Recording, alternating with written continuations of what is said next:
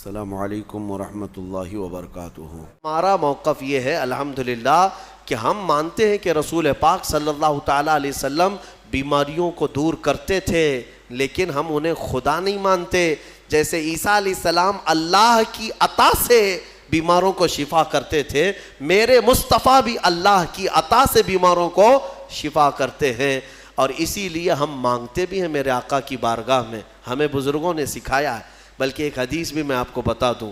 ایک صحابی آئے اور ان کے بھائی کا پیٹ درد کر رہا تھا، بہت تکلیف تھی، حضور کے پاس آئے، کہا یا رسول اللہ میرے بھائی کا پیٹ بہت درد کر رہا ہے۔ ڈاکٹر نہیں تھا کیا مدینے میں؟ کوئی طبیب نہیں تھا، وہ صحابی حضور کے پاس کیوں آئے؟ اس لیے کہ صحابہ کو معلوم تھا کہ یہ شفا خانہ ہے، یہاں سے جو حکم ہوگا اس میں شفا ہے۔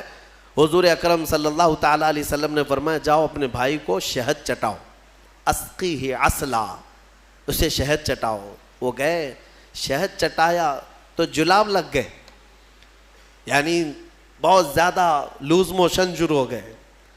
وہ دوسرے دن بھاگے آئے، کہا میں نے تو کل شہد چٹایا لیکن وہ زیادہ اس کا درد بڑھ گیا اور موشن شروع ہو گئے، یعنی جلاب ہو گئے، دست آ رہے۔ تو حضور پاک صلی اللہ علیہ وسلم نے دوسرے دن پھر کیا دوا فرمائی؟ کہا اسقیہ عسلا، جاؤ اس کو پھر شہد چٹاؤ، پھر سے شہد چٹاؤ۔ ایک دوا سے اگر فائدہ نہ ہو تو آپ پھینک دیں گے۔ اور وہ صحابی دوسرے دن پھر گئے، اپنے بھائی کو کہا آج پھر شہد کھاؤ۔ پھر انہوں نے شہد کھایا تو آج تو ایسا ہوا کہ ان کا بستر خراب ہو گیا، اٹھنے بیٹھنے کی طاقت نہیں تھی، اتنے زیادہ دست ہونے لگے۔ شہد جیسی کھا رہے بڑھتا جا رہا ہے۔ تو کوئی آ کے یہ تو کہہ سکتا تھا کہ ریئیکشن ہو رہا ہے، دوا بدل دیں۔ تیسرے دن آئے وہ صحابی، کہا یا رسول اللہ اب تو اور حالت بری ہو گئی، بہت زیادہ تکلیف پہ ہے۔ تیسرے دن میرے آقا صلی اللہ علیہ وسلم نے فرمایا جا اپنے بھائی کو شہد چٹا۔ تیسرے دن بھی اس صحابی نے کہا یا رسول اللہ شہد چٹاؤں؟ کہا ہاں، تیرے بھائی کا پیٹ جھوٹ بول رہا ہے، اللہ کا نبی سچ بول رہا ہے۔ وہ گئے، تیسرے دن شہد چٹایا۔ تیسرے دن جب شہد چٹایا تو نہ جلاب ہے نہ درد ہے، بلکہ پہلے سے بہتر صحت ہے، صحت و تندرستی پہلے سے بہتر ہے۔ وہ آئے، میرے عزیزوں کہنا یہ تھا کہ حضور پاک صلی اللہ تعالیٰ علیہ وسلم نے پھر ارشاد فرمایا کہ تمہارے بھائی کو شہد کی جو تجویز کی گئی تھی وہ اللہ تبارک و تعالیٰ کے حکم سے ہے، کہ شہد میں اللہ نے شفا رکھا ہے۔ اب وہ گڑبڑ کیوں ہو رہی تھی؟ ایک بار چٹانے کے بعد اور گڑبڑ۔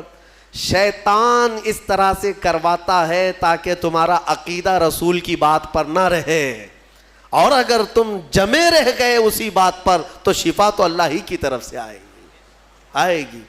بسا اوقات ایسا ہوتا ہے کہ کچھ لوگ ہم سے آ کر کے کہتے ہیں کہ حضرت کوئی وظیفہ دے دیجئے، وظیفہ دیے، جو کام تھا وہ بھی چھوٹ گیا، آپ نے جو دیا اس سے ریئیکشن ہو گیا ہے۔